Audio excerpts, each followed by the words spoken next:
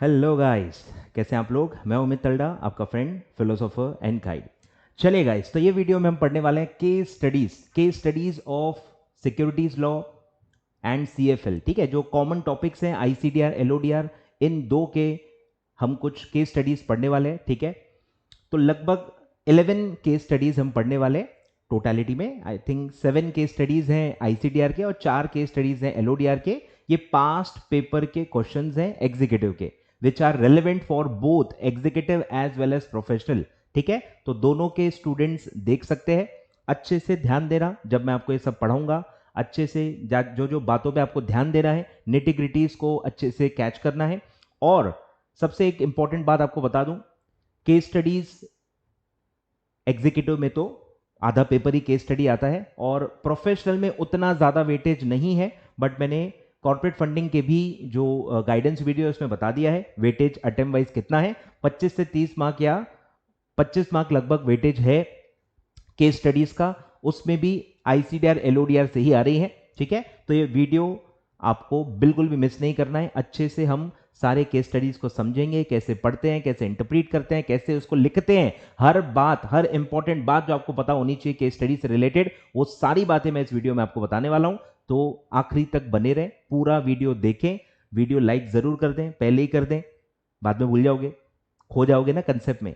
तो अभी कर दो और वीडियो शेयर कर देना बाद में जब आपको टाइम मिले अपने कोई भी फ्रेंड के साथ। ठीक है, चलिए let's start case studies of ICDR and LODR. ठीक है, सारे पास पेपर क्वेश्चंस के हैं और कौन से अटेम्प्ट का वो क्वेश्चन है वो भी मैंने ब्रैकेट में मेंशन किया हुआ है। ठीक है, चलिए स्टार्ट करते हैं। Number 1, a company is planning for initial public offer of equity shares. It has decided differential pricing. It has decided differential pricing for retail individual investor and qualified institutional buyer and NII. ठीक है, तीनों categories दिए हुए हैं। The propose price for retail is 250 and for QIB and NII, जिसको आप other category कह सकते हो, तो अदर कैटेगरी का प्राइसिंग है 300 and as compare to that RII का प्रपोज प्राइस है 250 रुपीज। और पूछा क्या है, examine the validity of proposal of the company in the light of SEBI regulations. What will be your answer if company is proposing 280 rupees to anchor investor in the book build issue. Explain, बोलो। मतलब दो बड़े questions हैं। Validity पूछा है कि ये जो आरआईआई का प्राइसिंग है क्या ऐसा रख सकते हैं, और सेकंड है एंकर इन्वेस्टर का भी आपको प्राइस दिया हुआ है और पूछा गया है कि क्या ऐसा ये प्राइस हम रख सकते हैं। ठीक है, तो सबसे पहली चीज क्या है, आपको प्रोविजन याद आनी चाहिए कि ये क्या टॉपिक है, क्या प्रोविजन था, और फिर उसको अप्लाई करना है करंट सिचुएशन में और अप्लाई करके आपको फाइनल आंसर देना है। तो ये पूरा टॉपिक कौन सा है सर, डिफरेंशियल प्राइसिंग। ये पूरा टॉपिक है डिफरेंशियल प्राइसिंग, जिसमें आपने क्या पढ़ा था कि रिटेल वालों को आप डिफरेंशियल प्राइसिंग ऑफर कर सकते हो और उसमें मैक्सिमम लिमिट भी दी हुई है। और वो मैक्सिमम लिमिट क्या है, 10%। 10% काय का 10% of price of other category, इसलिए मैंने अदर कैटेगरी वर्ड यूज किया था, अगर आपने ध्यान दिया होगा। तो रिटेल के लिए अदर कैटेगरीज कौन हुए, क्यूआईबी एंड एनआईआई। तो इसका ये जो 300 रुपीज है, this will be the base, this will be the base. 300 rupees आपका बेस होगा और इसका मैक्सिमम 10% ही है जो आप डिस्काउंट ऑफर कर सकते हो। तो क्या प्राइस आप मैक्सिमम दे सकते हो, 300 का 10% विच इज 30 रुपीज। 30 रुपीज आप डिस्काउंट दे दो तो क्या प्राइस आप ऑफर कर सकते हो, lowest price will be 270 rupees as per the ICDR provisions. और कंपनी यहां पे क्या प्रपोज कर रही है, 250 rupees, which is even lower than the maximum price, यानी सबसे लोअर प्राइस जो आप दे सकते हो वो है 270, क्योंकि मैक्सिमम डिस्काउंट जो आप ऑफर कर सकते हो दैट इज 30 रुपीज। क्लियर है, तो lowest price as per the regulations is 270, but company is proposing the price of 250 rupees, so it will be not in accordance with the provisions। तो वो ऐसा नहीं कर सकती है। तो क्या प्राइस ऑफर कर सकती है, 270 rupees. Any price lower than 270 rupees can not be offered. Clear है, तो ये आपका पहला आंसर हो गया। और सेकंड है, एंकर इन्वेस्टर को 280 रुपीज दे सकते हैं क्या। अब ये काफी प्रोविजन, ये वाला प्रोविजन किसी को क्लिक नहीं होगा, क्योंकि 10% के भरोसे आपको वो वाला क्लॉज याद रहेगा, बट एंकर इन्वेस्टर में क्योंकि कोई लिमिट नहीं थी तो काफी लोगों को क्लिक नहीं होगा। तो इसके लिए भी एक लाइन थी कि ये जो अदर कैटेगरी के लोग हैं इनसे कम प्राइस एंकर वालों को नहीं दे सकते। ये भी एक मैथमेटिकल रिलेशन दिया हुआ है। ज्यादा प्राइस चार्ज कर सकते हो पर कम नहीं कर सकते, मतलब एंकर इन्वेस्टर को डिस्काउंट नहीं दे सकते, इसका ये इंटरप्रिटेशन होता है कि अदर कैटेगरी के मुकाबले एंकर इन्वेस्टर्स को आप डिस्काउंट नहीं दे सकते, उनसे लोअर प्राइस आप चार्ज नहीं कर सकते। और इस केस में कंपनी वो ही कर रही है। अदर एप्लीकेंट्स या अदर कैटेगरी ऑफ इन्वेस्टर्स का प्राइस है 300 और ये एंकर इन्वेस्टर्स को 20 रुपीज का डिस्काउंट ऑफर करना चाहते हैं, क्योंकि प्राइस ये कितना दे रहे हैं 280 रुपीज, और ये अलाउड नहीं है। मिनिमम प्राइस 300 ही रहेगी एंकर इन्वेस्टर की। आपको ज्यादा चार्ज करना है कर लो, लेकिन कम चार्ज नहीं कर सकते। तो दोनों केसेस में कंपनी ऐसा नहीं कर सकती। ठीक है, समझ में आ गया प्रोविजन। चलिए अब आंसरिंग फटाफट देख लेते हैं। ठीक है, regulation 30, regulation 30, the issuer may offer it specified securities at different prices subject to the following, कि आरआईआई जो कैटेगरी है, ठीक है, उसको आप कितना दे सकते हो, eight a price not lower than 10%। ठीक है, 10% से ज्यादा का डिस्काउंट नहीं दे सकते हो। काइका at a price at which net offer is made to other category of applicants. तो अदर कैटेगरी क्या आती है, क्यूआईबी एंड एनआईआई, उसका 10% आपको लेना है। ठीक है, तो ये हो गया पहला प्रोविजन। और सेकंड क्या था कि एंकर वालों का भी लिख लो। तो एंकर वाले के लिए क्या लिखा था, price offered to anchor shall not be lower than the price offered to other applicants। Clear है, ये दो रेलेवेंट प्रोविजन हमने लिख दिए। अब उसको अप्लाई करके हम फाइनल आंसर दे देंगे। बोलो क्या है, कि the difference is more than 10%। यहां डिफरेंस जो है वो 50 रुपीज का है, which is more than 10% of the price offered to other categories. Clear है, तो वो नहीं कर सकते, कैन नॉट इशू एट 250। अब क्या प्राइस पे दे सकते हैं ये पूछा नहीं है, पर आप ज्ञान बांट सकते हो, ज्ञान बांटने से कम नहीं होता। तो आप ज्ञान बांट सकते हो कि मैक्सिमम डिस्काउंट दे सकते हैं 10 रुपीज, 30 रुपीज, 300 रुपीज माइनस 10%, तो वो आता है 270 रुपीज। सो मिनिमम प्राइस जो आप आरआईआई को ऑफर कर सकते हो, it can be 270 rupees, not less than that. ऐसा आप लिख सकते हो, आईसीएसआई ने नहीं लिखा है, आप लिख सकते हो। और फिर है कि 280 पे ये एंकर इन्वेस्टर्स को देना चाहते हैं, वो आप नहीं दे सकते। ठीक है, if equity shares are proposed to be issued to anchor investor at 280, it will be a violation of regulation 30 as the price is lower than the other applicants. ठीक है, तो अदर एप्लीकेंट्स से प्राइस कम charge नहीं कर सकते। ठीक है, यहां पे भी आप ज्ञान बांट सकते हो। तो कितने पे इशू कर सकते हैं, 300 पे, ऐसा लिख सकते हो। पूछा नहीं है पर आप एडवाइस कर सकते हो, कंपनी सेक्रेटरी हो। ठीक है, चलो आया समझ में, कैसा लिखना है कैसा पकड़ना है, अच्छे से ध्यान दो। पहले आपने क्या किया, पहले आपने प्रोविजन लिखा। ठीक है, ये पूरा हो गया प्रोविजंस ऑफ लॉ। यहां अगर नंबर याद नहीं आ रहा कोई प्रॉब्लम नहीं है, कोई प्रॉब्लम नहीं है। एटलीस्ट रेगुलेशन के नाम सही तरीके से अच्छे से मेंशन कर देना, और फिर हमने अप्लाई करके फाइनल आंसर इसमें दे दिया। ठीक है, अच्छे से डिवाइड करके आंसर को पैराग्राफ्स में, पॉइंट्स में डिवाइड करके आपको आंसर लिखना चाहिए। ठीक है, और फाइनल आंसर हमेशा लिखना। काफी बच्चे प्रोविजंस लिख देते हैं, फाइनल आंसर ही नहीं लिखते। अरे ये क्या बात हुई, मतलब वो क्या तुम एग्जामिनर को होमवर्क दे रहे हो क्या, बाकी तुम समझ लेना। ऐसा भी करते लोग, प्रोविजन लिख के आ जाते हैं, समझ लेना। अरे ऐसे थोड़ी होता है भाई, क्लियरली फाइनल आंसर लिखो कि क्या होगा, क्योंकि पूछा है ना, आए क्यों समझ में। तो ये ध्यान देना, केस स्टडी बेस्ड क्वेश्चन है, फाइनल आंसर बहुत ही क्लियरली अलग से लिखना है लास्ट में, कि अबव प्रोविजंस को अप्लाई करके ऐसा ऐसा होगा, कंपनी ये कर सकती, कंपनी ये नहीं कर सकती, ऐसा क्लियरली लिखना जरूरी है। ठीक है, आगे बढ़ते हैं। Question number 2। आई होप पहला क्वेश्चन अच्छे से आपको ख्याल में आ गया। सेकंड क्वेश्चन पे आ जाओ। After the IPO the equity capital of promoter group holding in a listed company is 140 crore. ठीक है, पूरा आपका 140 करोड़ का प्रमोटर का होल्डिंग है। ठीक है, प्रमोटर का 140 करोड़ का होल्डिंग है।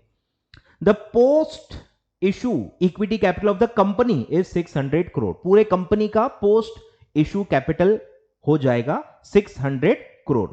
The promoter group holding includes the following, दो उसमें एग्जाम्पल दिए हैं, और आपको यह बताना है कि प्रमोटर होल्डिंग का जो रेगुलेशन है वो फुलफिल हुआ या नहीं हुआ। ठीक है, तो इसी 140 करोड़ के अंदर, इसी 140 करोड़ के अंदर ये दो सिक्योरिटीज इंक्लूडेड है। कौन सी? पहला है 20 crore equity share capital allotted in consideration of transfer of technical know how by promoters, and second is 10 crore equity capital pledged with the bank whether the promoter group is satisfying the minimum promoter contribution। ठीक है, यहां से अब click होना चाहिए कि question का direction क्या है। तो क्वेश्चन का डायरेक्शन है मिनिमम प्रमोटर कंट्रीब्यूशन का रिक्वायरमेंट सेटिस्फाई हो रहा है कि नहीं, वो आपको बताना है। ठीक है, requirement as per the SEBI regulations explain. आया समझ में? तुरंत जैसे आपने सुना मिनिमम प्रमोटर कंट्रीब्यूशन रिक्वायरमेंट, क्या ख्याल में आया? बस वो पहले ख्याल में आना चाहिए। इतनी पढ़ाई तो होनी चाहिए कि आपको थोड़ा सा कुछ क्लिक हो। एकदम सर ब्लैंक हो जाते हैं तो फिर कोई हेल्प नहीं कर सकता। ऐसे पानी की बोतल आती है ना, पानी लेके जाते हैं ना पीने एग्जाम में, पानी की बोतल ऐसा चश्मा उतारना, ऐसा पानी मारना। ठीक है, जो काफी बच्चे मुझे एक्चुअली कहते हैं, मैंने कभी इसका जवाब दिया नहीं है बिकॉज बुरा किसी को मैं फील नहीं करवाता, बट जेन्युइनली मुझे उनसे कहना है कि अगर आप कहीं भी ब्लैंक हो जाओ, पानी की बोतल होगी, पानी की बोतल खोलो, आंखों में ठंडा मारो, थोड़ा जागो, तो शायद आपको थोड़ा कुछ क्लिक होना स्टार्ट होगा। ठीक है, आप नींद में होंगे इसलिए माइट भी कुछ क्लिक नहीं हो रहा होगा। चलिए, तो यहां मुझे क्लिक हो रहा है, एक प्रोविजन होता है 20%। ठीक है, 20% ऑफ पोस्ट इशू कैपिटल जो कि दिया हुआ है, वो वर्डिंग से ही समझ में आ जाना चाहिए कि आपको 20% रखना होता है। तो कितना रिक्वायरमेंट होना चाहिए पहले वो कैलकुलेट कर लो। 600 करोड़ का कंपनी का कैपिटल होने वाला है, उसका 20% विच कम्स टू 120 करोड़। तो 120 करोड़ प्रमोटर्स ग्रुप को रखना है।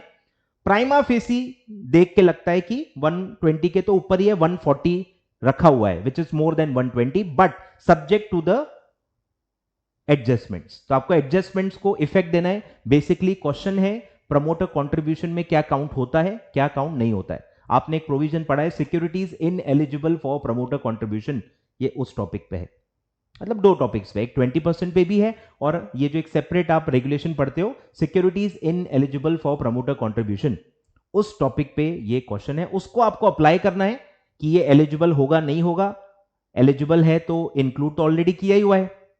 अगर ये एलिजिबल है तो 140 के अंदर तो ऑलरेडी है ना, डबल से ऐड नहीं करना है।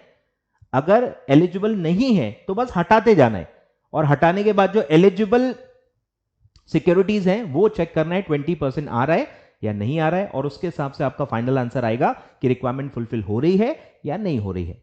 क्लियर है? चलिए स्टार्ट करते हैं। तो प्रोविजन याद करो, सिक्योरिटीज इन एलिजिबल में क्या पढ़ा था, इससे रिलेटेड याद करो कुछ पढ़ा था क्या। तो जैसे ही आप टेक्निकल नो हाउ पढ़ोगे आपको एक चीज क्लिक होनी चाहिए, इंटेंजिबल एसेट, वो आपने पढ़ा था इसी के अंदर। याद आ रहा है कि अगर इंटेंजिबल एसेट कैपिटलाइज करके इक्विटी कैपिटल इशू किया गया था प्रमोटर्स को, तो वो इन एलिजिबल होता है।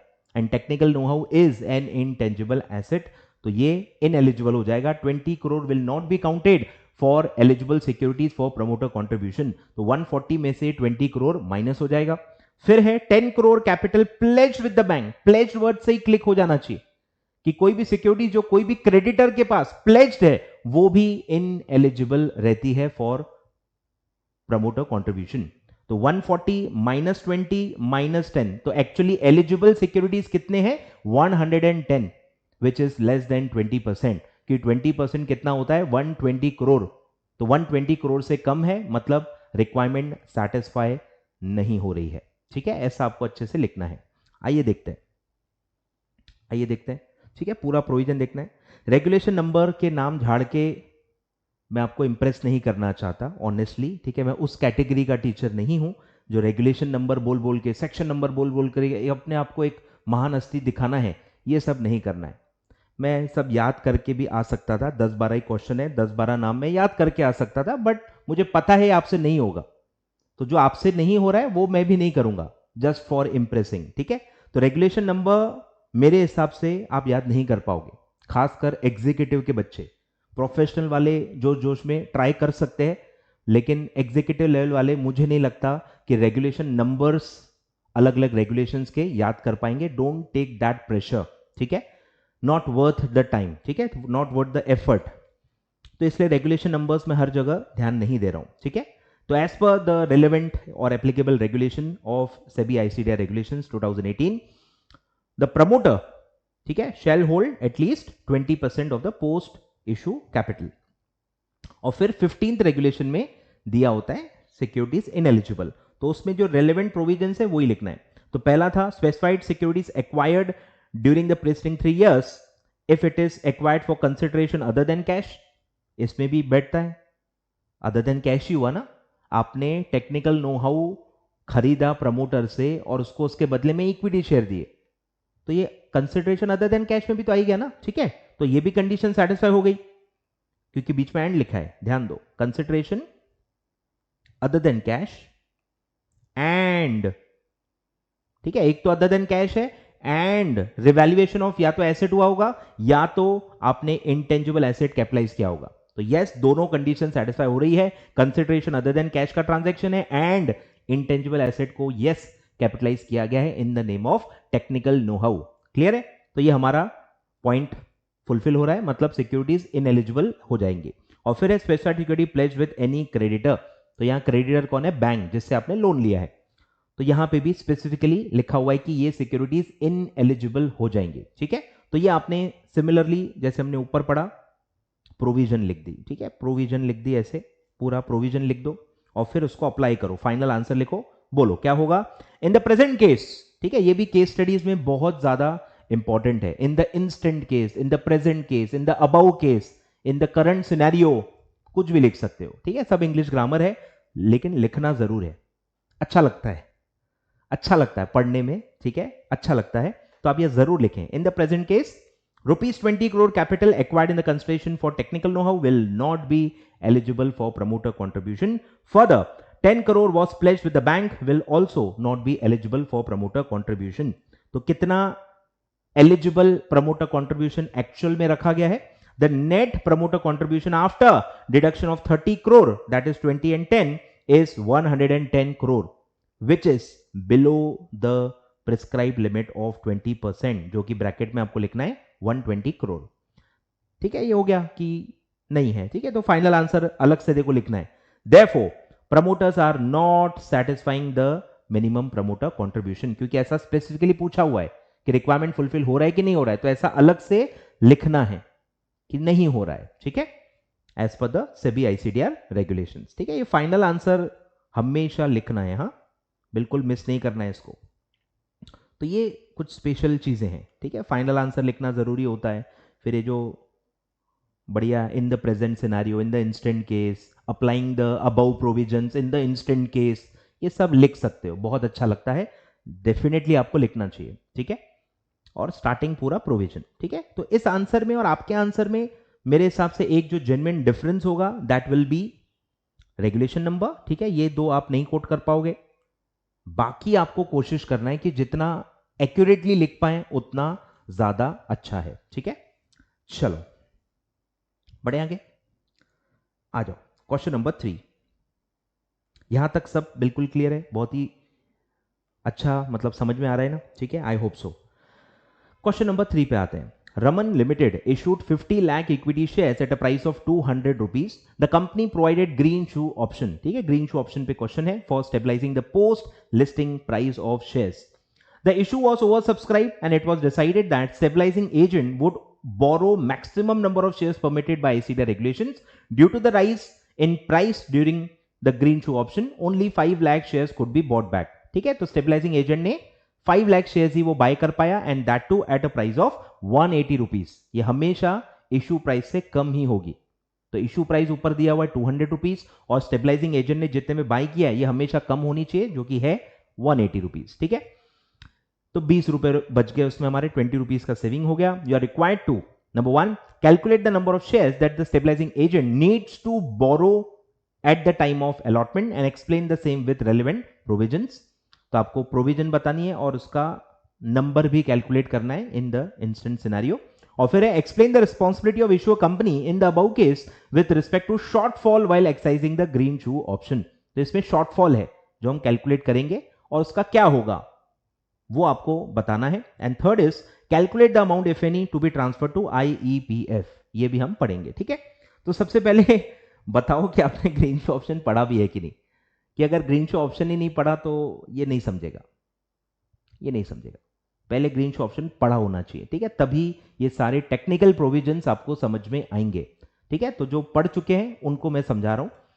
तो सबसे पहला पॉइंट क्या याद आता है इसमें, लिमिट, कि मैक्सिमम कितने शेयर्स बोरो कर सकते हैं, 15%, 15% ऑफ द इशू साइज। तो इशू साइज कितनी है, ऊपर दी हुई है 50 लाख रुपीस, 50 लाख शेयर्स, और 50 लाख शेयर्स का 15% वो आएगा 7.5 लाख। तो पहला आंसर आपका क्या आएगा, calculate the number of shares that needs to borrow, maximum पूरा लेंगे, लिखा हुआ है ऊपर, बोरो मैक्सिमम नंबर लिखा ही रहता है, या अज्यूम करके भी लिख सकते हो। तो मैक्सिमम नंबर आएगा 15%, 50 lakhs into 15% which is 7.5 lakhs. तो ये आ गया आपका पहला आंसर। सेकेंड इज रिस्पॉन्सिबिलिटी, बताओ कि क्या होगा शॉर्टफॉल का। अब शॉर्टफॉल पे आते हैं, शॉर्टफॉल का आपने बोरो किए हैं लेंडर शेयर होल्डर से 7.5 लाख शेयर्स, पर स्टेबलाइजिंग एजेंट कितना बाय कर पाया, 5 लैक्स, तो देयर इज अ शॉर्टफॉल। आपको लौटाने हैं 7.5 लाख शेयर्स, आपको लौटाने हैं 7.5 लाख शेयर्स, पर स्टेबलाइजिंग एजेंट नॉर्मल कोर्स में कितना बायबैक कर पाया, 5 lakh shares, so there is a shortfall of 2.5 lakh shares. और ये अब क्या होगा इसका, ये कंपनी ओवर अलॉट करेगी by exercise of green shoe option.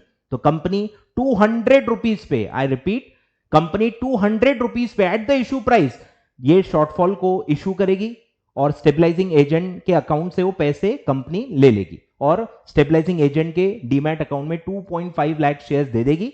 Green shoe option वाला स्टेबलाइजिंग एजेंट क्या करेगा, 5 लाख ऑलरेडी खरीदे हुए हैं, डीमैट अकाउंट में होंगे, 2.5 लाख ये अलॉट हो गए, तो आपके डीमैट में आ गए 7.5 लाख शेयर्स, और ये वापस कर दो लेंडिंग शेयर होल्डर्स को, लेंडिंग शेयर होल्डर्स को ये वापस कर दो।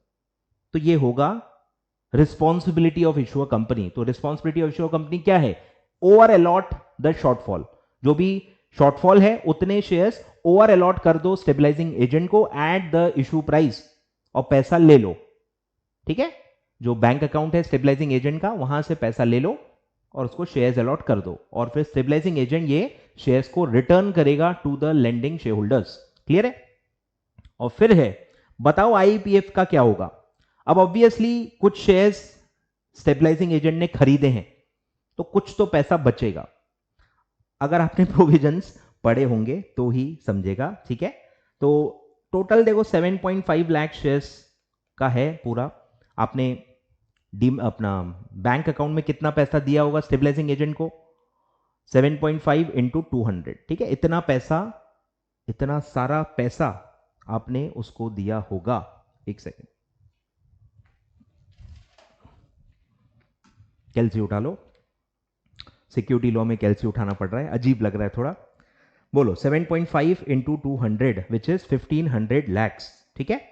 इसमें से आपने 5 लाख इंटू 180 खर्च कर दिया, 5 इंटू 180, तो 900 आप ऑलरेडी खर्चा कर चुके हो, तो आपका बैंक बैलेंस होगा 600 लैक्स। 600 लैक्स का एजेंट के पास पैसा होगा। अब इसमें ओवर अलॉटमेंट हो गया 2.5 लाख का, कितने पे, बार बार मैंने रिपीट किया था, इशू प्राइस पे ही होगा, 180 पे नहीं होगा, ठीक है। तो आपने कंपनी को इतने पैसे दे दिए होंगे 500 लैक्स, तो आपके अकाउंट में अभी भी बचा होगा 100 लैक्स। तो ये 100 लैक्स का क्या होगा, तो ये जाएगा आईईपीएफ, ठीक है। तो इफ एनी ये है, ये अमाउंट इफ एनी है 100 lakh rupees shall be transfer to IEPF, और ये बैंक अकाउंट क्लोज हो जाएगा, ठीक है। अब इसको डायरेक्ट भी निकाल सकते थे, बोलो कितना सस्ता लिया था, कितने शेयर कितने सस्ते में लिए थे, उतना ही बैंक बैलेंस बचता है। जितने शेयर्स खरीदे, कितने सस्ते में खरीदे, इसको डायरेक्ट मल्टीप्लाई करके आप बैंक बैलेंस निकाल सकते हो। तो आपने 5 लाख शेयर्स खरीदे थे, और कितने कम में खरीदे थे, 20 रुपए कम में। 20 रुपए कहां से लाया, 200 माइनस 180, पैसे मिले थे आपको 200 में, मम्मी ने आपको 200 रुपए में कोई चीज लाने के लिए दी थी, पर आपने वो 180 में ही ला ली, तो 20 रुपए आपके जेब में बचे होंगे। तो वैसा ही है, तो मम्मी से जो आप बचाते हो वो इधर भी इसके पास बच गए, तो ये आएगा 100 लैक्स। सिंपल है। चलो, तो ये पूरा आपका आंसर होगा फॉर द स्टेबलाइजिंग एजेंट। आइए पढ़ लेते हैं फटाफट, बोलो। तो सबसे पहला है मैक्सिमम कितना बोरो कर सकते हैं, ठीक है। तो प्रोविजन है 15%, ठीक है, नॉट मोर देन 15%। तो एज पर सेबी आईसीटीआर रेगुलेशन, देखो नंबर मैंने भी लिखा नहीं है इसमें, maximum number of shares that can be borrowed by agent shall not be in excess of 15% of the issue size, ठीक है। Therefore In the given case, stabilizing agent can borrow 7.5 lakh shares, which is 15% of 50 lakh shares. ठीक है, तो ये बस इतना ही पूछा था. फिर था शॉर्टफॉल का क्या होगा. ठीक है, तो शॉर्टफॉल निकालो. The issuer company would over allot. ठीक है, ओवर अलॉट होना चाहिए. Allot the differential 2.5 lakh shares into the demat account, green shoe demat account, to cover up the shortfall, and the stabilizing agent would discharge his obligation to the lending shareholders by returning the 7.5 lakh shares. 5 lakh already खरीद चुका था, 2.5 lakh company ने over allot किया, 7.5 lakh shares उसको मिल गए और वो वापस करेगा. The issuer company would need to apply to exchange for the listing. ठीक है, ये भी एक इंक्रीमेंटल पॉइंट आएगा कि जो भी ये टोटल ओवर अलॉट हो रहे हैं, ये ओवर अलॉट वाले लिस्ट भी कराने पड़ते हैं अलग से, क्योंकि 5 लाख तो मार्केट से ही लिए थे, वो नए थोड़ी थे, वो तो मार्केट से ही लिए थे, वो लिस्ट नहीं करने, वो ऑलरेडी लिस्ट हो चुके हैं. जो आपने कंपनी ने बाद में ओवर अलॉट किया था, वो ओवर अलॉटेड शेयर्स को लिस्ट कराना होता है. ठीक है, और फिर आईपीएफ में कितना ट्रांसफर होगा. ठीक है, 5 लाख शेयर्स इनटू जो भी डिस्काउंट है, जो भी कम प्राइस पे आपने बाई किया है मार्केट पे, उतना पैसा आपके अकाउंट में बचेगा. 100 लाख यानी कि 1 करोड़. ठीक है, क्लियर है क्या. अब डायरेक्ट नहीं निकालना है तो इनडायरेक्ट भी निकाल सकते हो. ठीक है, ऐसा आप डिटेल्ड वर्किंग भी दे सकते हो, ऐसा डिटेल्ड वर्किंग भी दे सकते हो. लिख लो, लिख लो.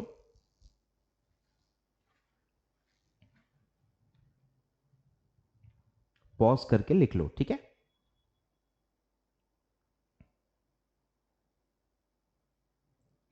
चलिए आगे बढ़ते हैं. अब है क्वेश्चन नंबर 4. ठीक है, क्वेश्चन नंबर 4 आ जाओ. बहुत ही जबरदस्त क्वेश्चन है, आ जाओ.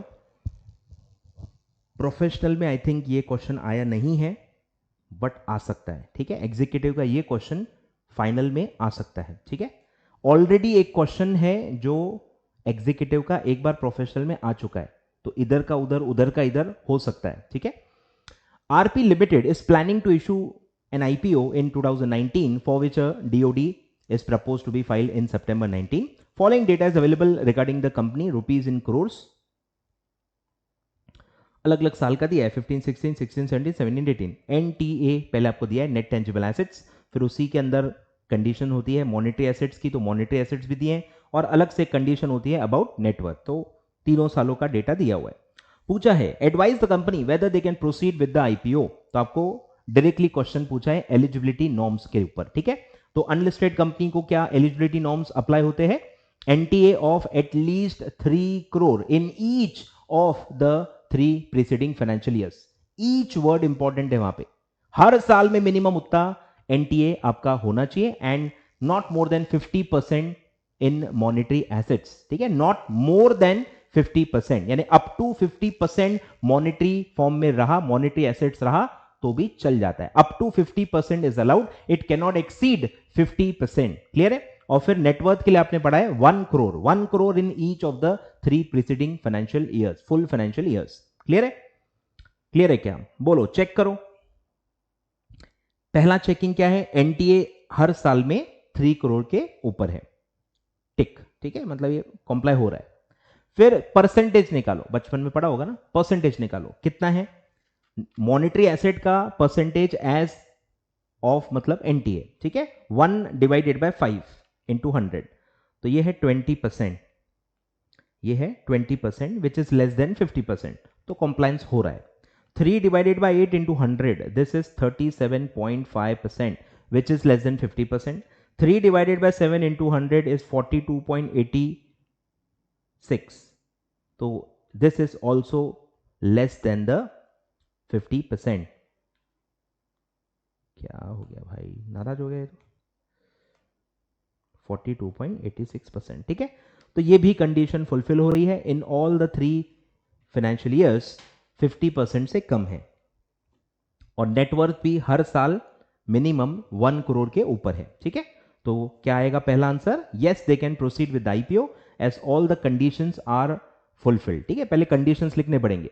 each of 3 preceding year at least 3 crores of net tangible assets, out of which 50%, not more than 50% can be in the monetary assets. और नेटवर्थ के लिए लिखना पड़ेगा 1 करोड़ इन ईच ईयर. ठीक है, क्लियर है. तो पहला आंसर आएगा यस, एलिजिबल है. और फिर आपको ट्विस्ट करके पूछा गया है कि 16-17 में 16-17 में अगर आप मॉनेटरी एसेट 4 करोड़ कर दो तो क्या अब भी एलिजिबल है? निकालो परसेंटेज, 4 डिवाइडेड बाय 8 तो ये आएगा 50%। तो अब यहां पे आपको आपकी बारी की पढ़ाई बचाएगी। एग्जैक्ट 50% कहां है आपको ये सोचना होगा। तो मैंने अभी आपको बताया था अप टू 50% चलता है, एक्सीड नहीं होना चाहिए, not more than 50%। Up to 50% कोई प्रॉब्लम नहीं है, मतलब एग्जैक्ट 50% भी अप टू 50% में आता है, मतलब चलता है। 4 करोड़ भी रहा तो भी आप एलिजिबल रहोगे, because it is not exceeding, it is not more than 50%।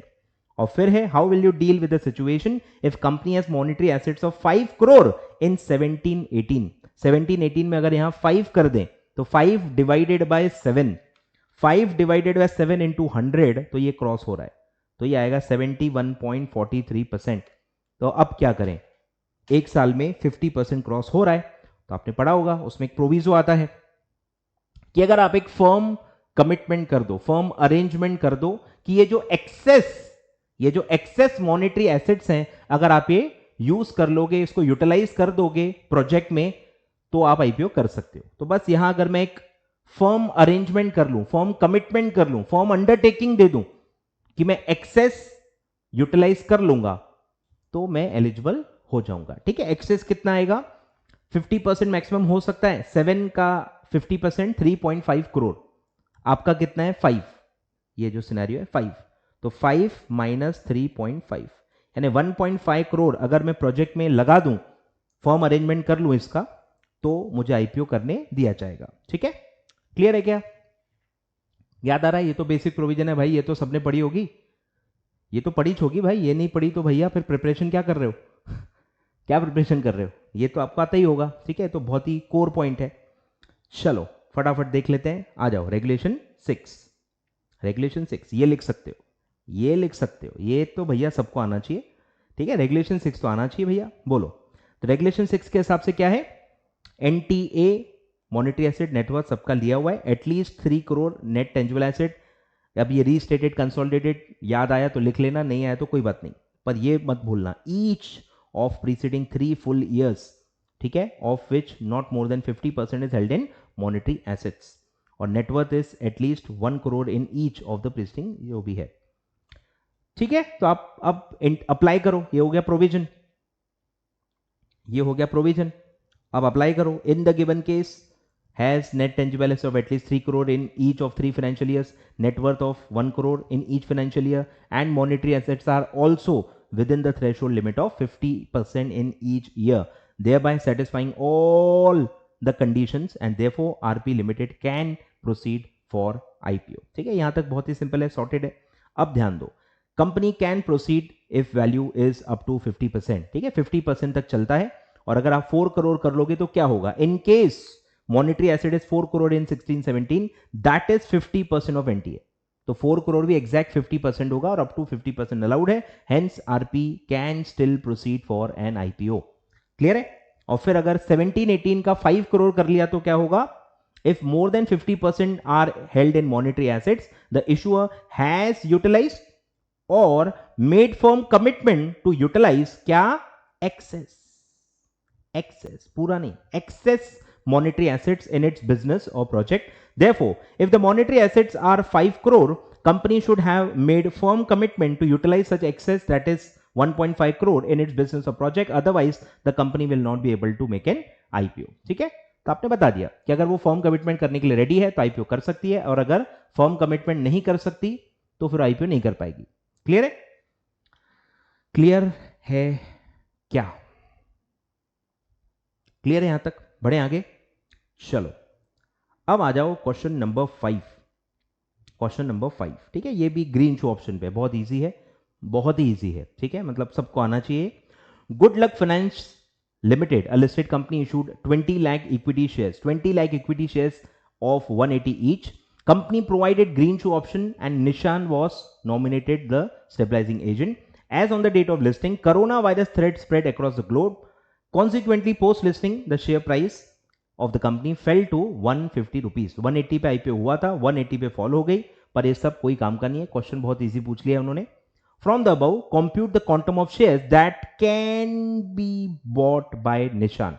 Stabilising agent कितना बाय कर सकता है, कितना करना है वो तो एजेंट ही डिसाइड करेगा ना, डिमांड सप्लाई के हिसाब से। आपको कितना मैक्सिमम कर सकता है वो बताना है, तो कितना है 15%, याद आ रहा है 15% ऑफ द इशू साइज। तो 20 लाख का 15% यानी कि 3 लाख। तो 3 lakh shares can be bought by Nishan, that is stabilising agent. State the provisions for the balance of shares lying in the special account for green shoe option. अब ये थोड़ा टेक्निकली गलत है, ऐसा कह सकते हैं। बैलेंस का मतलब क्या है? शेयर्स के अकाउंट में तो बैलेंस बचता ही नहीं है। बैलेंस किस में बचता है? वो तो अपना बैंक अकाउंट में बनता है ना। स्पेशल बैंक अकाउंट जो आप खोलते हो, उस बैंक अकाउंट में पैसा बच सकता है, पर डीमैट अकाउंट में क्यों बैलेंस बचेगा भाई? हम लेते हैं और वापस कर देते हैं और बंद हो जाता है। आ रहा है समझ में? तो ये थोड़ा मुझे लग रहा है balance of shares, shares word थोड़ा गलत है, ठीक है। तो हम दोनों का लिख लेते हैं। दोनों का क्या लिखेंगे बोलो? शेयर्स के डीमैट अकाउंट का क्या होता है कि एजेंट बाय कर लेता है, नहीं कर पाया because of the market situation, जो कि दिख नहीं रहा क्योंकि लिखा है ना शेयर प्राइस फॉल हुई थी तो उसने तो लिया ही होगा। कब वो बाय नहीं कर पाता? जब प्राइस फॉल हुई नहीं। कंसेप्ट आई होप आपने पढ़ा होगा। तो अगर प्राइस कभी कम ही नहीं हुई, बढ़ते ही जा रही है, तो हो सकता है एजेंट बाय कर ही ना पाया हो, क्योंकि वो कब बाय कर सकता है? जब प्राइस गिरती है। और यहां लिखा हुआ है 180 का प्राइस था, 150 तक गिरी है, तो लिया ही होगा ना। तो 3 लाख शेयर्स बाय कर लिए होंगे। तो जो भी ये 3 लाख का बैलेंस है, इसका क्या होगा? ये हम रिटर्न करेंगे to the lending share holders. तो डीमैट अकाउंट में जो शेयर्स हैं, उस बैलेंस का क्या करते हैं? It is return to the lending share holders within the जो भी ग्रीन शू ऑप्शन का टाइम पीरियड है, which can not exceed 30 days at least.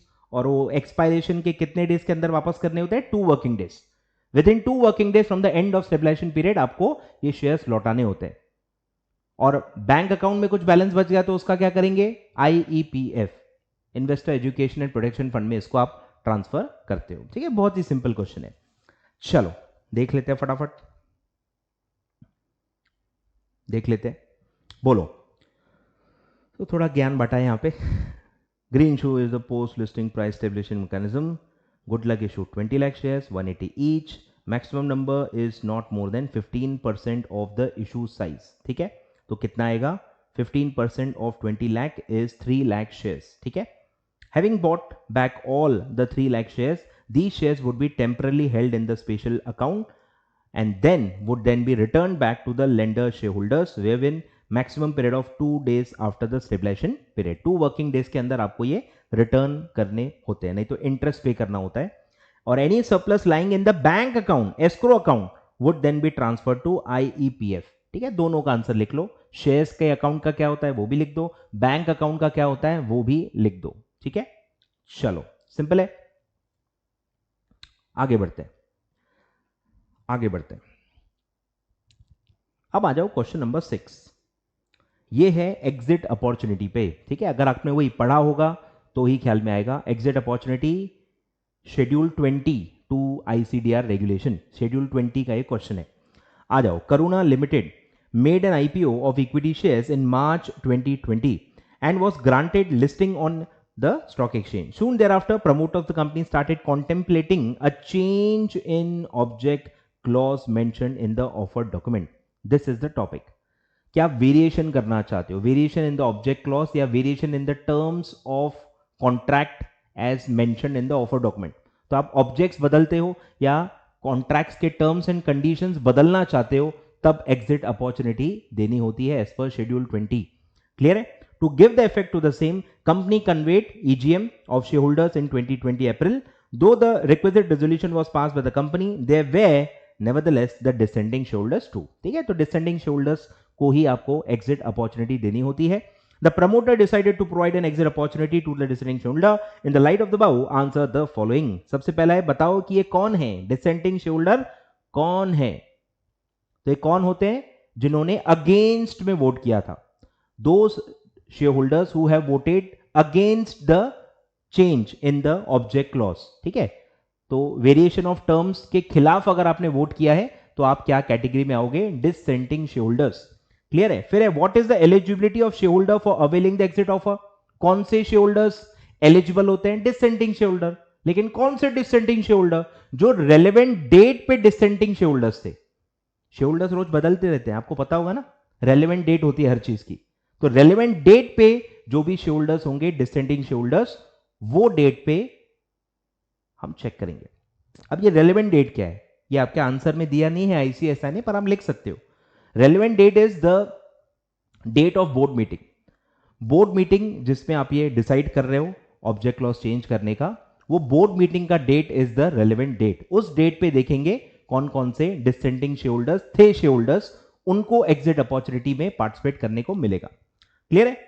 फिर एन्यूमरेट द कंडीशन, ये तो सबसे बेसिक क्लॉज है। कंडीशंस क्या है? Required to be fulfilled to give effect to the recourse which are availed by the promoter. Conditions क्या है?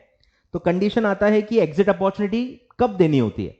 तो सबसे पहला क्राइटेरिया है कि एटलीस्ट 10% डिसेंटिंग शेयर होल्डर होने चाहिए। आई ख्याल में 2-4% लोग हैं जो मना कर रहे थे, तो 2-4% के चक्कर में थोड़ी एग्जिट अपॉर्चुनिटी देंगे। कम से कम 10% लोग होने चाहिए। 10% काई का?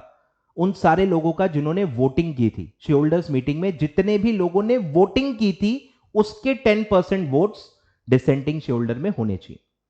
कुछ समझ में आ रहा है? आई होप आप कंपनीज एक्ट अप्लाई कर पा रहे हो। जितने लोगों ने भी वोट किया था, जितने लोग प्रेजेंट थे वो नहीं, जितने लोगों ने भी वोटिंग की थी, उसका 10% एटलीस्ट डिसेंटिंग शेयर होल्डर्स होने चाहिए। तो ये देना पड़ेगा। एंड एक और कंडीशन है कि जो अमाउंट वो पर्पस के लिए यूज होने वाला है, जो आपने ऑफर डॉक्यूमेंट में बताया था, जो पर्पस ऑफर डॉक्यूमेंट में बताया हुआ है, वहां जो अमाउंट यूटिलाइज होने वाला है इज लेस देन 75%। 75% से भी कम पैसा अगर आप यूटिलाइज कर रहे हो उस पर्पस के लिए जो आपने बताया था आईपीओ के वक्त, 75% से भी कम है, मतलब कम से कम 25% डाइवर्ट हो रहा है। ऐसा लिखा नहीं है, ये इंटरप्रिटेशन है कि अगर आप जो ऑब्जेक्ट आपने बताया था उसके लिए 75 से भी कम यूज करोगे, मतलब आप कम से कम 25% कोई और ऑब्जेक्ट के लिए यूज करना चाहते हो, तो आपको एग्जिट अपॉर्चुनिटी देनी पड़ेगी। मतलब 25% कहीं और यूज करना है, it's not a small thing. 10% से भी ज्यादा लोग मना कर रहे हैं, it's not a small thing. तो ये दोनों का अगर कॉम्बिनेशन है, कम से कम 10% लोग डिसेंटिंग है और कम से कम 25% आप कहीं और यूज कर रहे हो, मतलब 75% से भी कम आप उस पर्पस के लिए यूज कर रहे हो जो आपने बताया था, जो बता के आपने पैसे लिए थे, तो आपको डिसेंटिंग मतलब उनको एग्जिट अपॉर्चुनिटी देनी पड़ेगी। क्लियर है? और फिर है भैया एग्जिट ऑफर प्राइस कैसे डिटरमाइन की जाएगी। तो ये आपको पता ही होगा, SC/ST वाले रेगुलेशंस यूज होते हैं। SC/ST वाले, सर ये SC/ST वाले क्या होते हैं? SC/ST वाले होते हैं कि भाई VWAP जो भी प्रमोटर या पैक ने एक्वायर किए हैं 52 वीक्स का, उसका वॉल्यूम वेटेड एवरेज प्राइस, फिर 26 वीक्स का VWAP, फिर 60 ट्रेडिंग डेज का volume weighted average market price, और अगर वो फ्रीक्वेंटली ट्रेडेड शेयर है तो, और इन सब में से जो भी हाईएस्ट प्राइस होगी वो होती है ऑफर प्राइस। और अगर आपके शेयर्स फ्रीक्वेंटली ट्रेडेड नहीं थे तो आपको वैल्यूएशन करना पड़ेगा। ठीक है? कंपनी को यानी प्रमोटर को लीड मैनेजर के साथ बैठ के वैल्यूएशन प्रिंसिपल्स को यूज करके वैल्यूएशन करना पड़ेगा, और वो वैल्यूएशन प्राइस आपका एग्जिट ऑफर प्राइस होगा अगर आपके शेयर्स इन फ्रीक्वेंटली ट्रेडेड है तो। क्लियर है?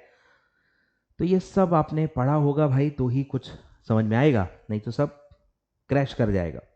चलो फटाफट देख लेते हैं। ठीक है?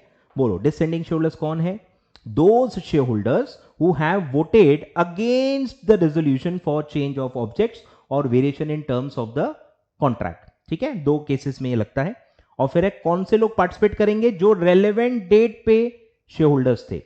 Only those dissenting shareholders of the issuer who are holding shares as on the relevant date shall be eligible. और ये क्या होता है relevant date? Date of board meeting. Date of board meeting. ठीक है? Date of board meeting relevant date होगा।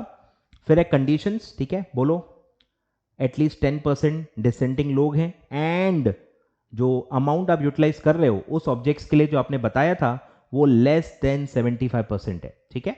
तो आपको एग्जिट अपॉर्चुनिटी देनी होगी। और फिर प्राइस कैसे देखेंगे? Highest of the following.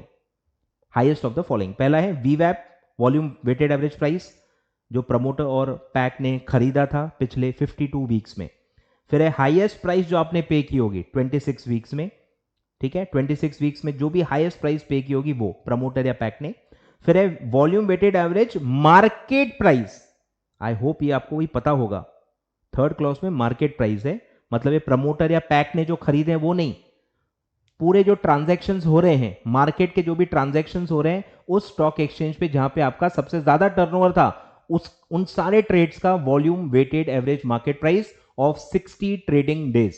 ठीक है, ध्यान दो, 60 ट्रेडिंग डेज का market price, volume weighted average market price, जहां पे भी उस स्टॉक एक्सचेंज पे जहां पे आपका मैक्सिमम वॉल्यूम का ट्रेडिंग हुआ था, अगर आपके शेयर्स फ्रीक्वेंटली ट्रेडेड हैं तो। ठीक है, तो ये तीन में से whichever is higher, frequently traded shares के लिए तीन चीजें आती है, विच एवर इज हायर। और अगर आपके शेयर्स फ्रीक्वेंटली ट्रेडेड ही नहीं थे तो, नॉट फ्रीक्वेंटली ट्रेडेड थे तो वैल्यूएशन करना पड़ेगा। The price determined by promoter और shareholder having control and the lead manager taking into account the valuation parameters like book value, comparable trade multiples and such other parameters as are customary for valuation of shares of the issuer। तो valuation करो और वो सीधे price हो जाएगी exit of a price। Clear है? Clear है क्या? शेड्यूल 20 के ये सारे प्रोविजंस है, शेड्यूल ऑफ आईसीडीआर। नहीं पढ़ा है पढ़ लो, शर्म करो और पढ़ लो। ठीक है, आगे बढ़ते हैं। तो ये आईसीडीआर का सर लास्ट क्वेश्चन है, आईसीडीआर का लास्ट क्वेश्चन है, ध्यान दो, आईसीडीआर का लास्ट क्वेश्चन है, ध्यान दो। Act now as limited and unlisted company is in the process of expanding its business. For expansion it needs funds of 200 crores। For raising 200 crores company has decided to bring in an IPO through book building mechanism. It has fixed a price band of 500 to 600. Referring to the provisions of SEBI ICDR Regulations 2018, advise the company on the following matters. Number one, what should be the minimum application value? पढ़ के ही click होती है, मुझे तो होती है, आपको होती है कि नहीं पता नहीं, याद आ रहा है? 10,000 रुपए से लेके 15,000 तक का एप्लीकेशन वैल्यू बैठना चाहिए, इतना आपका लॉट साइज होना चाहिए, and the minimum number of shares in one application. ठीक है, अब ये रेंज आपको बतानी पड़ेगी, लोअर रेंज के हिसाब से, हायर रेंज के हिसाब से रेंज आप बता सकते हो। एग्जैक्ट लॉट साइज तो कंपनी डिसाइड करती है, विद इन दैट रेंज तो हम बताएंगे। फिर है बताइए मिनिमम सम पेबल क्या होगा, what will be the minimum sum payable on application, बोलो। As per SEBI minimum application money कितना होता है? 25% of the issue price, 25% of the issue value. और फिर है what is the minimum time period for which issue shall remain open for subscription, बोलो subscription period कितना होना चाहिए, ये भी आईसीडीआर का आपको पता ही होगा, आईपीओ का क्या है, not less than 3 working days and it shall not exceed 10 working days, 3 to 10 working days तक ये ओपन हो सकता है, इंक्लूडिंग रिविजन्स। अगर आप प्राइस रिवाइज करते हो तो एटलीस्ट 3 वर्किंग डेज से एक्सटेंड करना होता है, और ये रिविजन मिला के 10 डेज क्रॉस नहीं होना चाहिए। ठीक है, तो ये सब आपने पढ़ा होगा, बहुत ही बेसिक प्रोविजंस हैं आईपीओ की।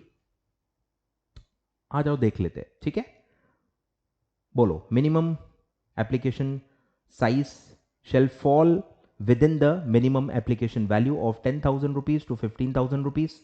तो आप दोनों प्राइस बैंड के लिए निकालो, लोअर प्राइस बैंड और हायर प्राइस बैंड दोनों के लिए निकालो। ठीक है, लोअर प्राइस बैंड क्या होता है? 10,000, सॉरी मतलब यहां प्राइस आपको देखना है, ये आएगा 500। लोअर प्राइस बैंड मतलब फ्लोर प्राइस, फ्लोर प्राइस कितना है? 500, और हायर प्राइस बैंड क्या है? 600। तो 500 के हिसाब से कितना बैठता है, बोलो कितना बैठेगा? 10,000 लोअर लिमिट है, 10,000 डिवाइडेड बाय 500 तो वो आएगा 20 का लॉट साइज मिनिमम होना चाहिए, और हायर लिमिट के हिसाब से कितना होगा? 15,000 डिवाइडेड बाय 500 तो वो रहेगा 30। तो अगर मेरा 500 का प्राइस रहता है तो 20 से लेके 30 का लॉट साइज मेरा हो सकता है, और अगर 600 का प्राइस में ले लूं तो कितना आएगा?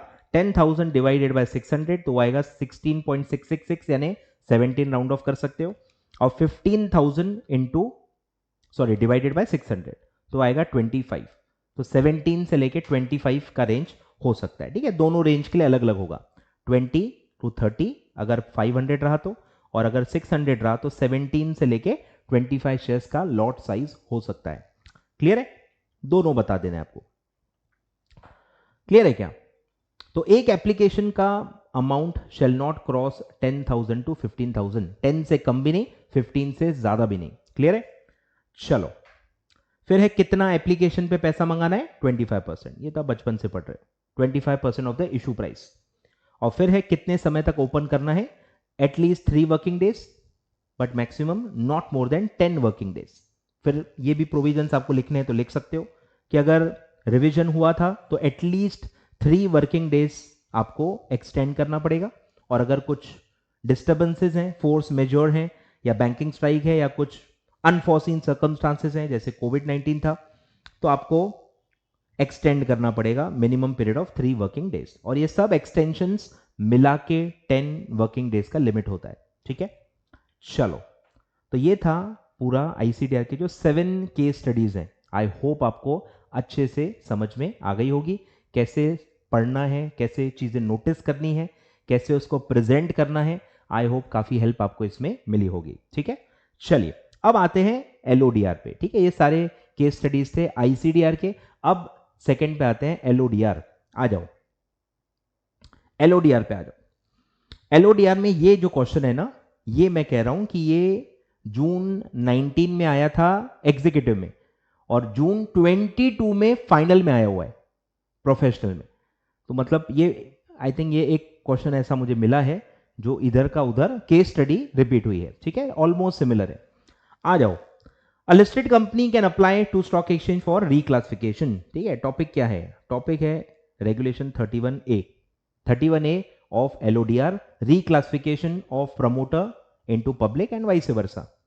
ठीक है, तो रिक्लासिफिकेशन वाला टॉपिक है, और इसमें एक टॉपिक आता है इन एलिजिबिलिटी का, कि कौन से प्रमोटर्स रिक्लासिफिकेशन नहीं कर सकते, या अगर वो कर रहे हैं रिक्लासिफिकेशन तो वो कुछ काम नहीं कर सकते कुछ सर्टेन पीरियड तक। आए ख्याल में? मतलब आपको 2 चीजों में से एक चूज करना है, या तो ये करो या तो कन्वर्ट करो। ये सब करना चाहते हो तो कन्वर्ट नहीं कर सकते, कन्वर्ट कर रहे हो तो ये सब नहीं कर सकते। क्लियर है? तो हम मान रहे हैं कि उनको कन्वर्जन का डिसीजन लेना है। तो मैं बताता हूं, एग्जाम्पल आएगा तो समझ में आ जाएगा आपको।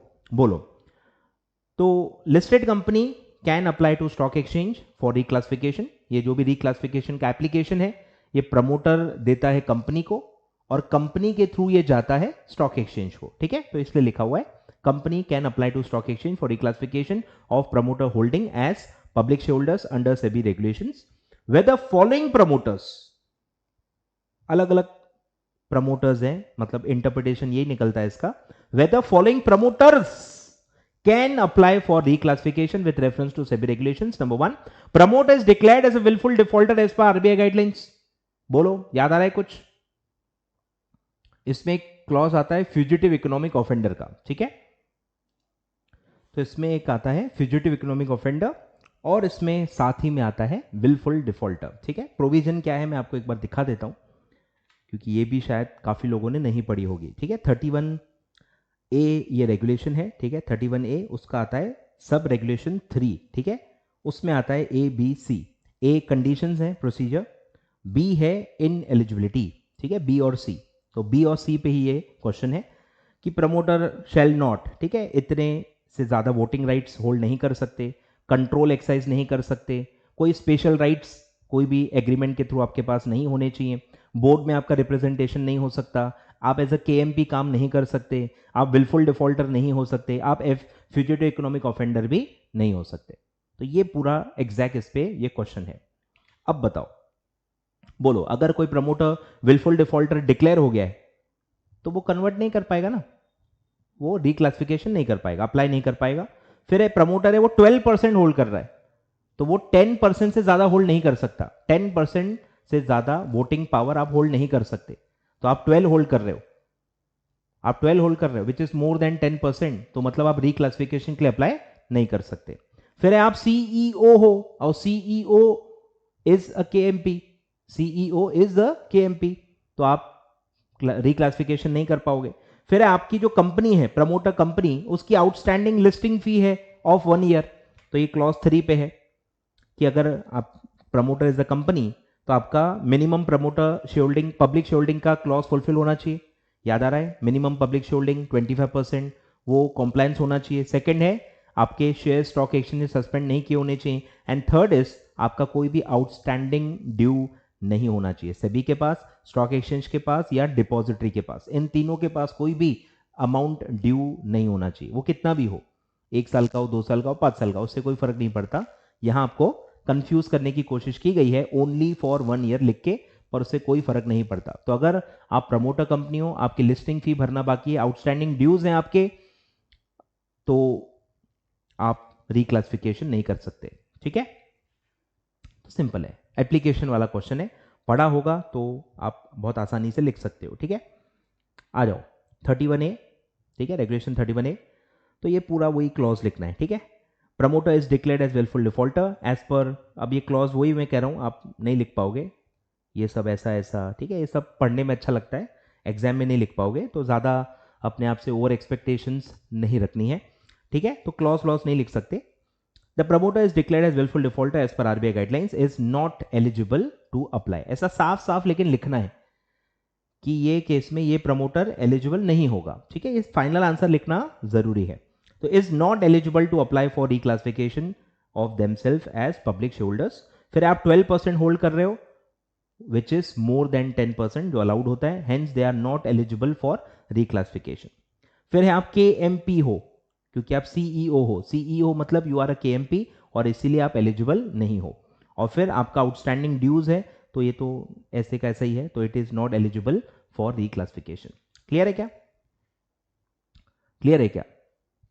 बढ़े आगे, चलो नेक्स्ट क्वेश्चन, क्वेश्चन नंबर 2 आ जाओ। ये बहुत ही सिंपल है, इसको शायद केस स्टडी भी नहीं कह सकते मेरे हिसाब से तो, बट पढ़ लेते हैं। चलो, ऐसा बड़े बड़े क्वेश्चंस लोगों को केस स्टडी लगते हैं, तो let's see what is asked. Suzanne Limited is in the top 1000 listed companies.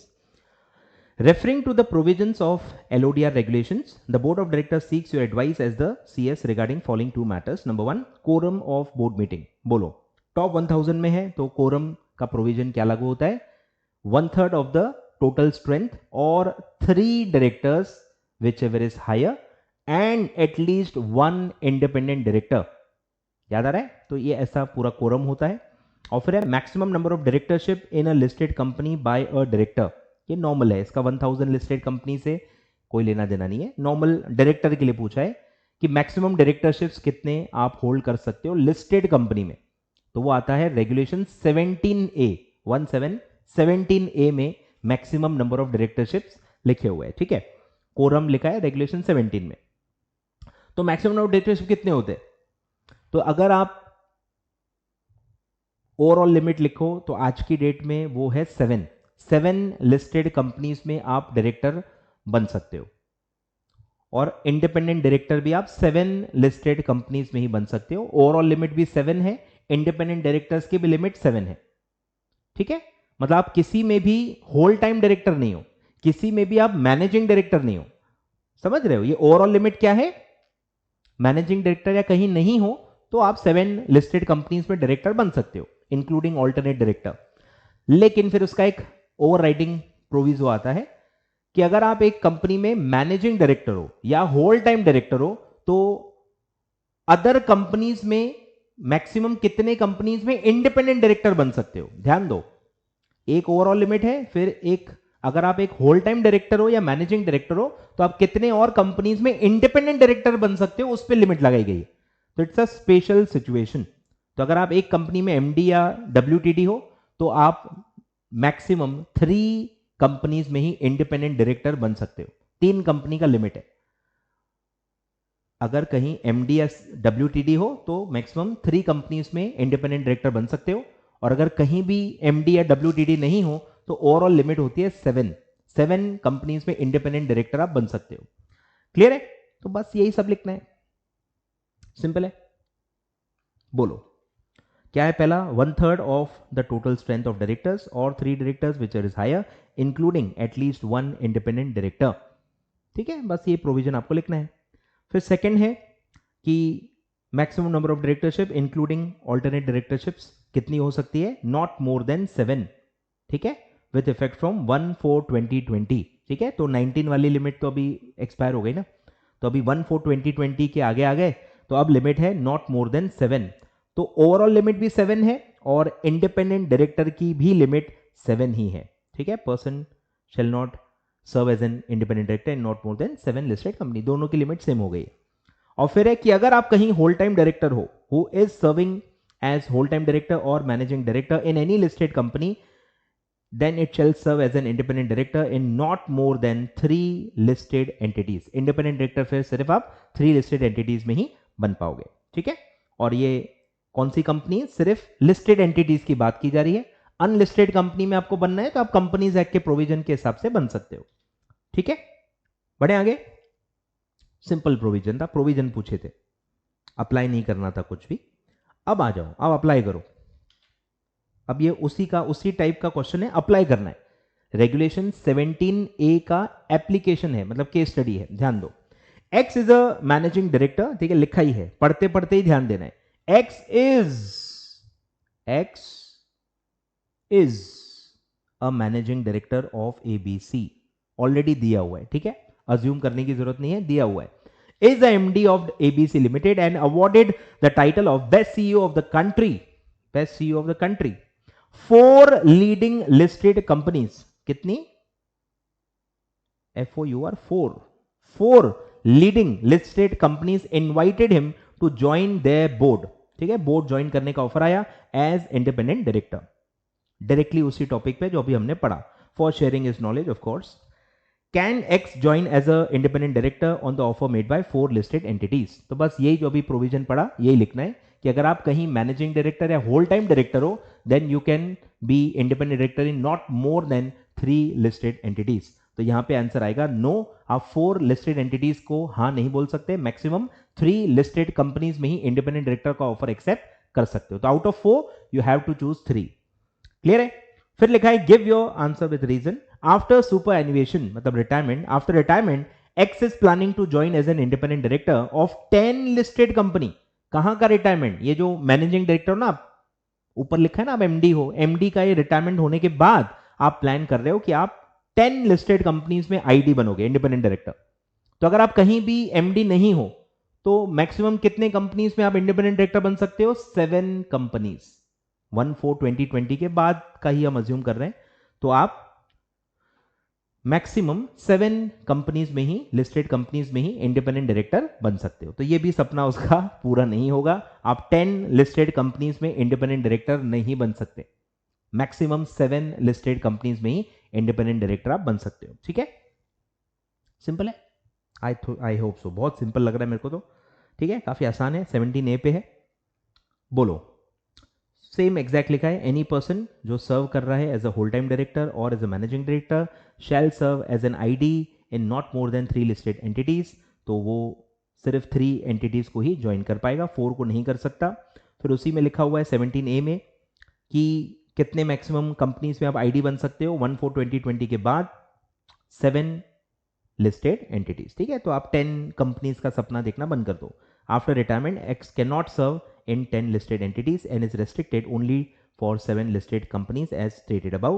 Hence, the planning of X is not as per the regulations of corporate governance. Clear है? बहुत ही straight forward question है, to the point, यानी specific situation पे ये question पूछा गया है। 17A, आगे बढ़ते हैं। अब एक और क्वेश्चन है, ठीक है, आई थिंक ये लास्ट क्वेश्चन है, ठीक है, आ जाओ। Home technology limited has recently listed on leading stock exchange, advise the company on the compliance of corporate governance regulation. ये आई थिंक काफी लोगों ने नहीं पढ़ा है, ठीक है, ये मतलब थोड़ा ऑफ बीट क्वेश्चन है, ऑफ बीट क्वेश्चन है, काफी बच्चों ने नहीं पढ़ा होगा, तो अभी पढ़ लो, लगे हाथ अभी पढ़ लो भाई। आ जाओ, तो टॉपिक है कॉम्प्लायंस ऑफ कॉर्पोरेट गवर्नेंस, ठीक है, compliance of corporate governance regulations for holding the maximum number of directorship by director company. If the company is having paid up share capital and reserves and surplus of 8 and 12 crore, ध्यान दो, paid up capital है 8, reserves and surplus है 12 respectively. Are there any exceptions? Are there any exceptions in the compliances of corporate governance under SEBI regulations? ठीक है, तो ये exceptions पे question है। तो exception इसमें है कि corporate governance regulations आप पे अप्लाई नहीं होती है अगर आपका paid up capital paid up capital less than 10 crore है and net worth less than 25 crore है, ये लिमिट है उसकी।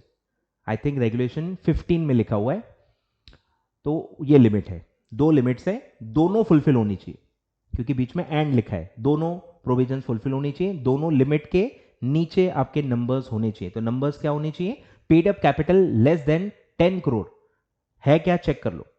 पेड अप कैपिटल है 8 करोड़, यानी कि लेस देन 10 करोड़।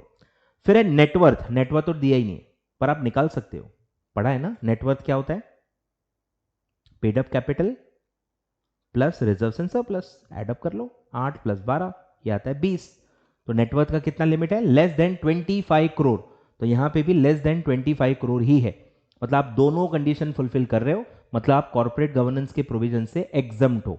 एग्जम्पशन है, एक्सेप्शन जो भी कहो, ठीक है। तो ये एग्जैक्ट उस टॉपिक पे ये क्वेश्चन है, रेगुलेशन 15 के तहत ये आता है, ठीक है।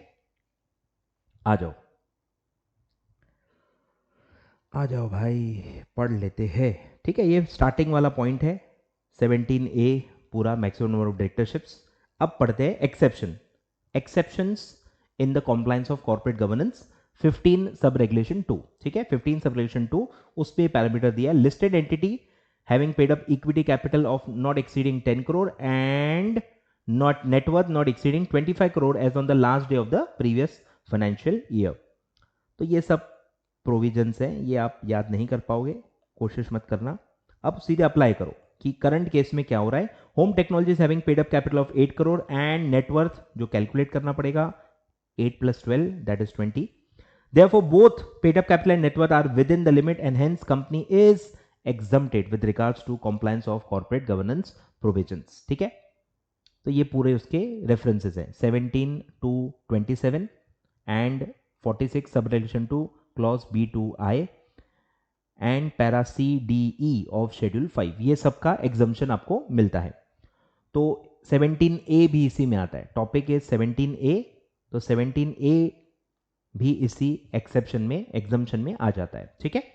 तो ये पूरा टॉपिक है रेगुलेशन 15 सब रेगुलेशन 2, पढ़ लेना तो कवर अप हो जाएगा आपका। क्लियर है? ये है सबसे इंपॉर्टेंट क्राइटेरिया। क्लियर है? चलो, तो ये था आपका ICDR और LODR के कुछ क्वेश्चंस। टोटल 11 केस स्टडीज हमने अभी पढ़ ली हैं 1 घंटे में। आई होप आपको इससे बहुत फायदा हुआ होगा। और वीडियोस आने वाले हैं, ठीक है। चैनल सब्सक्राइब कर लो भाई, पहली बार अगर वीडियो देख रहे हो, यहां तक भी पहुंच गए हो तो do like the video, do share it with your friends. Mission December 2022 is on, ठीक है। Thank you so much.